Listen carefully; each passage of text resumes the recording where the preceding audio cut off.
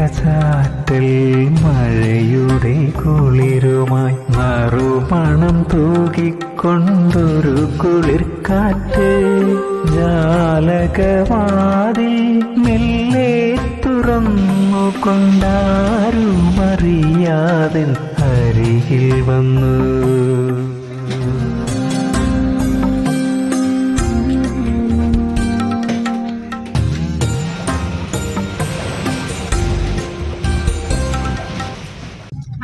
അച്ഛന്റെ ഫ്രണ്ട് നിന്നെ കാത്ത് ഇരിക്കുക. ഞാൻ പറഞ്ഞാടേ നീ വരുന്നത് നിനക്ക് വേണ്ടി നിൽക്കുക. അച്ഛൻ്റെ മോളുടെ നേരം പോക്ക. ഇന്ന് നമ്മൾ എത്തിയിരിക്കുന്നത് കസേല എന്നൊരു നേച്ചർ പാർക്കിലാണ്. 1800 ഏക്കേഴ്സ് ലാൻഡിൽ സ്പ്രെഡ് ചെയ്ത് കിടക്കുന്ന ഒരു പാർക്കാണ് ഇത്. എൻ്റെ ഒരു മാപ്പൊക്കെ കൊടുത്തിട്ടുണ്ട്. നമുക്ക് അവിടെ നിന്ന് അത് കിട്ടുകയും ചെയ്യും. അല്ലാതെ നമുക്ക് ഇത് ഇവിടെ ഒന്നും കണ്ടുപിടിക്കാൻ പറ്റില്ല. ആരും നമ്മളെ ഗൈഡ് ചെയ്യാനൊന്നുമില്ല. ഇതൊരു വെൻഡിങ് മെഷീനാണ്. നമുക്ക് മീനുകൾക്കൊക്കെ തീറ്റ കൊടുക്കണമെങ്കിൽ നമുക്ക് അവിടുന്ന് വാങ്ങി ഈ മീനുകൾക്കൊക്കെ കൊടുക്കുക. അതുപോലെ ബേർഡ്സിനെയൊക്കെ ഇങ്ങനെ തുറന്നു വിട്ടിരിക്കുക. കിളികളുടെ അടുത്തോട്ട് പോകുന്നു. ഇതിൻ്റെ സൈസ് എന്ത് സാധനം കേട്ടോ. പെയിൻറ്റിങ്ങിലൊക്കെ വരയ്ക്കുന്ന കടലയുടെ നീളം കണ്ടോ എൻ്റെ.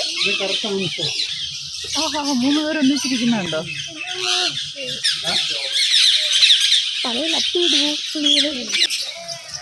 വാലിയുണ്ടോ? ആ കിളിയൊക്കെ ഉണ്ടോ? എന്തോ തത്തയോ? നീല കളറിലെ തത്തയോ? ഏതാ കളറും ഉണ്ടോ?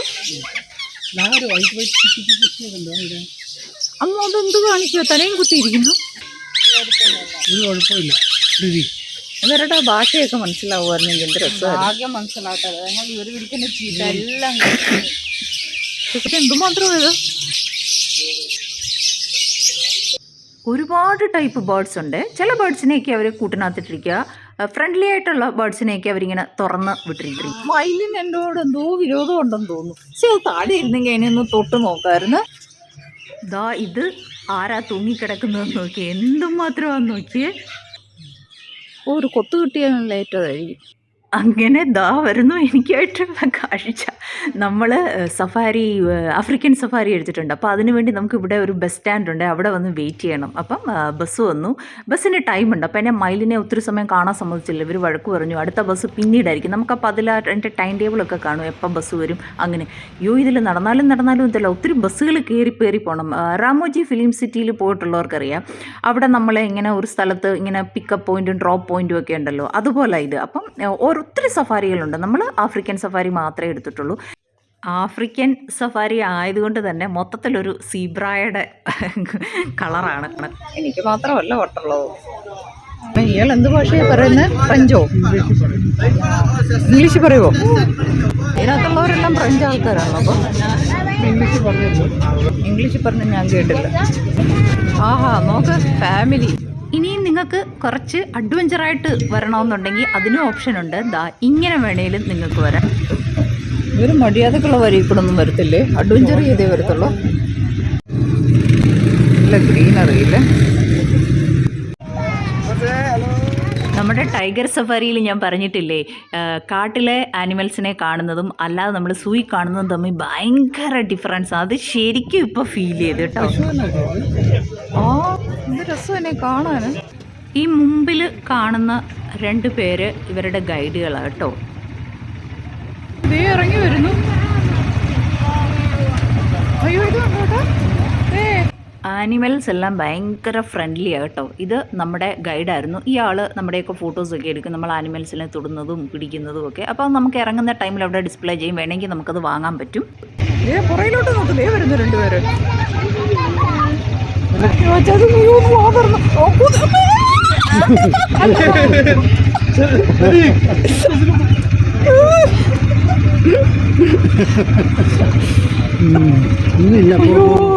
അതേ പൊക്കുന്നുണ്ടോ? എന്ത് രസമായിരിക്കും വീഡിയോ കേട്ടോ.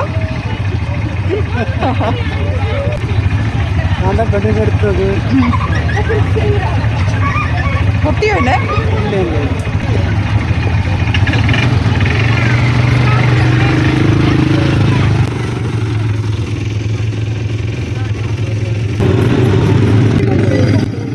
എന്തുമാത്രം സീബ്രയാ വരുന്നത്. അങ്ങോട്ട് നോക്കാം. അവർ കഴിക്കാൻ വണ്ടി വന്നു. കഴിക്കാൻ കൊടുക്കുന്ന വണ്ടി വന്നു.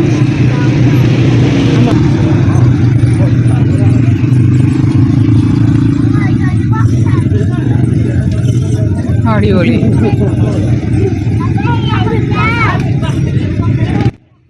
ഇത് എനിക്ക് വലിയ അഡ്വഞ്ചറായിട്ട് തോന്നിയില്ല. നമ്മൾ അഡ്വഞ്ചറായിട്ട് തോന്നിയത് ശരിക്കും നമ്മളെ കാട്ടിൽ ടൈഗർ സഫാരിക്ക് പോയത്. അതായത് അത് ആനിമൽസ് കാത്തിരുന്ന് ഇങ്ങനെ ടൈഗറൊക്കെ ഇങ്ങനെ മാനിനെയൊക്കെ ഇങ്ങനെ പിടിക്കുകയും അതൊരു ഭയങ്കര ഇതാണ്.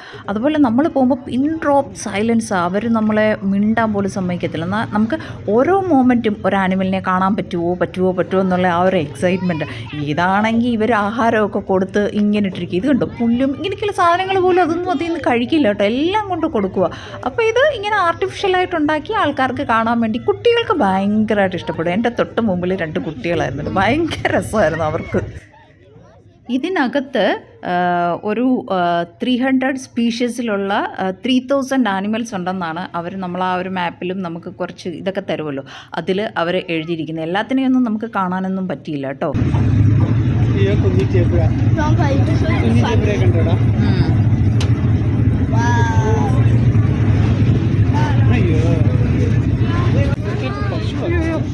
കാലിട്ട് തട്ടുന്നുണ്ടോ? അങ്ങനെ ആ ഒരു 1 hour സഫാരി നമ്മുടെ ഇവിടെ തീരുവാണ്. 2 ബസ് കയറിയാണ് നമ്മൾ ഈ സഫാരിക്ക് എത്തി. അപ്പോൾ ഇറങ്ങിയപ്പോൾ എന്നെ വെൽക്കം ചെയ്തത് ആരാന്ന് നോക്ക്. എൻ്റെ സന്തോഷത്തിന് ഒരു ലിമിറ്റും ഇല്ലായിരുന്നു കേട്ടോ. ഈ മയിൽ ആടിയതിലും സന്തോഷത്തിലായിരുന്നു ഞാൻ. എൻ്റെ ദൈവമേ, ഞാൻ പറഞ്ഞിരിക്കും കേട്ടോ. വിശന്നെങ്കിലും ലഞ്ചിന് കയറിയില്ല കേട്ടോ. 1 hour പോവും, പിന്നെ നമുക്ക് കാണാൻ ടൈം കിട്ടില്ല. പിന്നെ ഇതുങ്ങളെ ഈ ആനിമൽസിനെയൊക്കെ കാണും. അപ്പോൾ ഈ ഒരു സഫാരി എടുത്താൽ ഇതിൻ്റെയൊക്കെ അടുത്ത് കൊണ്ടുപോകാം. നമ്മൾ അതൊന്നും പിന്നെ എടുത്തില്ലായിരുന്നു കേട്ടോ. മരത്തലൊന്ന് കയറുമായിരുന്നെങ്കിൽ കാണാമായിരുന്നു.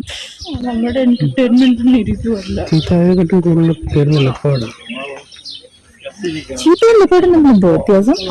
വ്യത്യാസമുണ്ട്. ചീത്തയുടെ തല കയറുക, ലെപ്പേർഡിന്റെ സ്പോട്സ് വലുതാ, തല വലുതാ. ചീത്തയുടെ തല കയറുക, അതിന് ഇത്രയും സ്പീഡ് അതിന്. പിന്നെ ഇതൊക്കെ ടൈഗറും ഒക്കെ ആ ഏരിയയിലോട്ട് പോലും നോക്കിയില്ല. കാര്യം നമ്മൾ കാട്ടിൽ പോയി ശരിക്കുള്ള ടൈഗറിനെ സഫാരി ചെയ്ത് കണ്ടതല്ലേ. ലയണിനെ നമ്മൾ മുമ്പേ കണ്ട ലയണില്ലേ, അതിനെയൊക്കെ കുറച്ചുകൂടെ അടുത്തൊക്കെ കാണണമെങ്കിൽ ഇതിൻ്റെ മണ്ടയ്ക്കൊക്കെ കയറിയെടുക്കാനും ഇവിടെ കുറേ ഫോട്ടോഷൂട്ടിനും അങ്ങനെയൊക്കെയുള്ള സംഭവങ്ങളൊക്കെ ഉണ്ട് കേട്ടോ. ഫോട്ടോഷൂട്ട് അപാരത ഒരു അടിപൊളി സംഭവം ഉണ്ട്, അത് ഞാൻ നിങ്ങളെ കാണിക്കാം. ഇതിൽ കാണിക്കുന്നില്ല കേട്ടോ. ഇതെല്ലാം ഞാൻ പറഞ്ഞില്ലേ, ലയണിന് ആഹാരം കൊടുക്കണമെങ്കിൽ കൊടുക്കാം, ലയൺ ഫീഡിങ് എന്നൊക്കെ പറഞ്ഞിട്ടുണ്ട്. ഇനി ലയൺ വോക്ക് ഉണ്ട്, ഇതിൻ്റെയൊക്കെ കൂടെ നടക്കാം, ഇതിൻ്റെയൊക്കെ കൂടെ നമുക്ക് എവിടെ വേണേൽ പോയി എല്ലാത്തിനും സൗകര്യമുണ്ട്. അപ്പോൾ അതിൻ്റെയൊക്കെ ഡയറക്ഷനൊക്കെ ഇവർ കൊടുത്തിട്ടുണ്ട്. അപ്പോൾ ഇവർ അച്ഛനും മോളും റോളർ കോസ്റ്ററല്ല, അതുപോലൊരു, എനിക്ക് എൻ്റെ പേര് ഓർമ്മയില്ലട്ടെ, എന്തോ ആയിക്കൊള്ളാത്ത ഒരു സാധനം, ആ ഒരു റൈഡിൽ പോയി. ഞാൻ എന്തായാലും പോയില്ല, എനിക്ക് എൻ്റെ ഹെൽത്ത് അതിന് സമ്മതിക്കുന്നില്ല. അപ്പം ഞാൻ ഇവരെ വെയിറ്റ് ചെയ്യാമെന്ന് പറഞ്ഞ് പുറത്ത് നിൽക്കുക. ഒരു പോന്ന കാണല്ലോ. കാര്യം ഇത് നമ്മൾ തന്നെ പോകണം, നമ്മൾ തന്നെ ഇത് കൺട്രോൾ ചെയ്യുന്നത്. ഇതിൻ്റെ സംഭവം എല്ലാം കൺട്രോൾ ചെയ്യുന്നത് കൈകൊണ്ടാണ്.